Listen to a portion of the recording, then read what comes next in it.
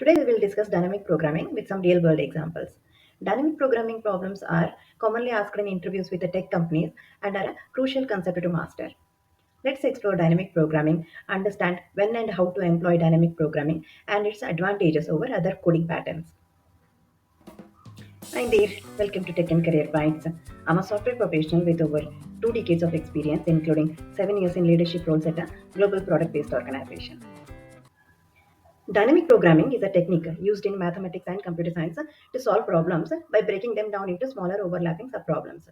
It stores the solutions to these subproblems in a table or cache, avoiding redundant computations and significantly improving the efficiency of algorithms. Dynamic programming follows the principle of optimality, which is particularly useful for optimization problems where the goal is to find an optimal solution among a set of feasible solutions. You might wonder, I have been relying on recursion for such scenarios. What makes dynamic programming different? Recursion also involves dividing a problem into smaller subproblems and solving them iteratively. Recursion is often simple and elegant, but can suffer from efficiency issues, particularly if there are redundant calculations. For example, consider computing the nth element in the Fibonacci sequence. The Fibonacci sequence is defined by the recurrence relation f of n equal to f of n minus 1 plus f of n minus 2, with base cases f of 0 equal to 0 and f of 1 equal to 1. Here is the recursion tree for the solution to this problem with n equal to 5. We can see that fib of 3 is evaluated twice, fib of 2 is evaluated thrice, fib of 1 is evaluated 5 times, and fib of 0 is evaluated thrice. These are repeated overlapping subproblems.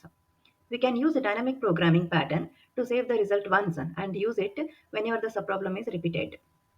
Total recursive calls made for fib of 5 using a recursion is 15 and the time complexity is big O of 2 to the power n, which is exponential in nature. The new recursive solution to compute the Fibonacci numbers has exponential time complexity due to redundant calculations.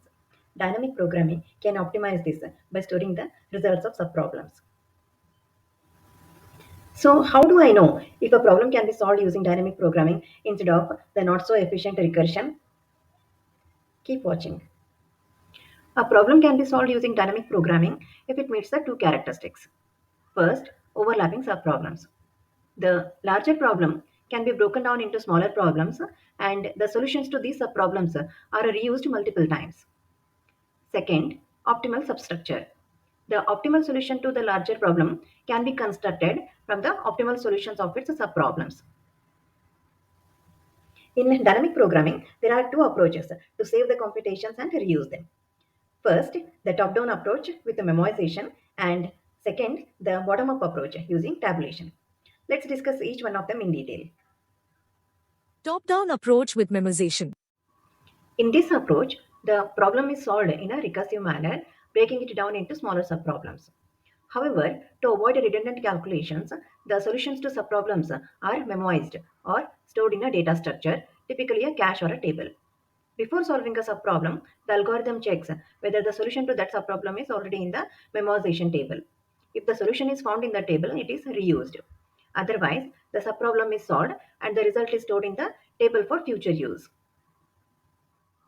This approach is also called as a top-down because it starts with the original problem and makes its way down to smaller subproblems. Let us solve the Fibonacci sequence problem using memoization or top-down approach. Here is the flowchart for the solution. As you can see, we start from the top and recursively find the solutions. Before the actual computation, we check if the solution is already cached and use it if available. If not, we perform the computations and store the result in the cache for subsequent use. Here is the sample code using memoization.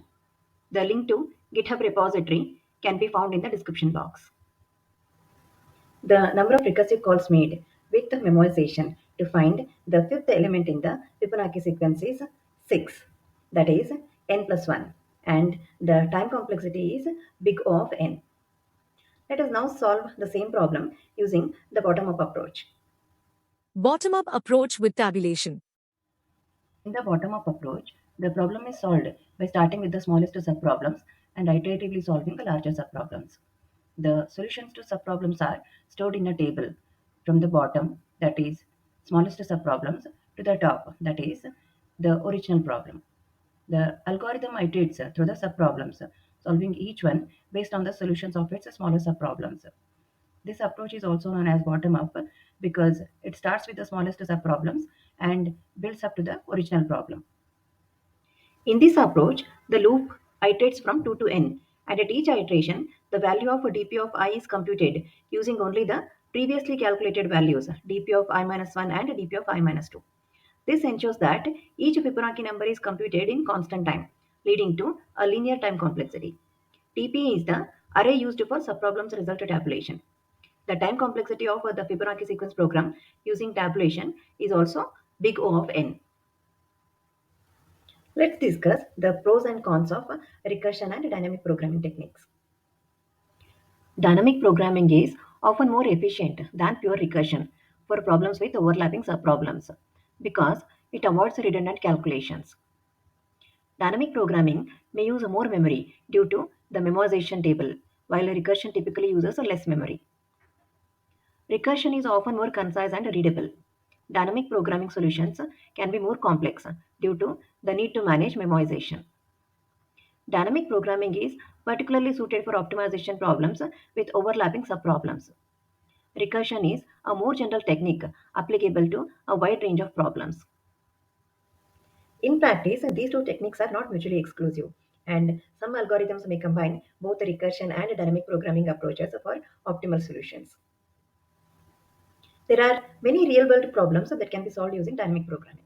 Let's look at one such problem, load balancer. Imagine you have a set of servers, each with a different capacity to handle the workload. The goal here is to distribute the incoming workload among these servers in an optimal way, ensuring that no server is overloaded and the overall system works efficiently. Let's use the bottom up approach using tabulation to solve this problem. The first step would be to define the subproblems by breaking down the main problem into subproblems. Subproblems involve finding the optimal way to distribute workload for a subset of servers, such as finding the optimal distribution for the first 10 units of workload. The second step is to build the solution bottom up. Use a tabulation approach to iteratively solve subproblems and build up the solution to the main problem. Here is the flowchart. DP array here is used for tabulating the subproblems solutions. As the iterations progress, the algorithm fills in the DP array, solving smaller instances of the load balancing problem and using these solutions to solve larger instances. Here, DP of I denotes the workload distribution for I amount of workload. If DP of 30 is 2, it denotes for 30 units of workload, there exist two distinct distributions. Few other real world problems solved using dynamic programming in some of the well known tech giants are supply chain optimization. Amazon's vast network of warehouses, distribution centers, and delivery routes involves intricate logistical challenges. Dynamic programming could be applied to optimize routes, manage inventory, and improve overall supply chain efficiency. Recommendation systems. Amazon, Meta, Google heavily relies on recommendation systems to enhance user experience and drive sales. Techniques like collaborative filtering or personalized recommendation algorithms might involve optimization aspects where dynamic programming or similar methods are applicable. Cloud computing services.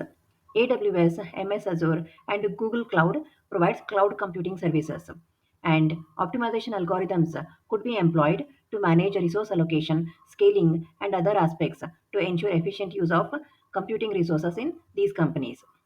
Search engines.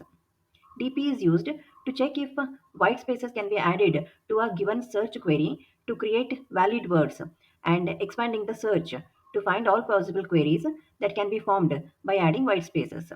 This process is commonly known as word segmentation or query expansion.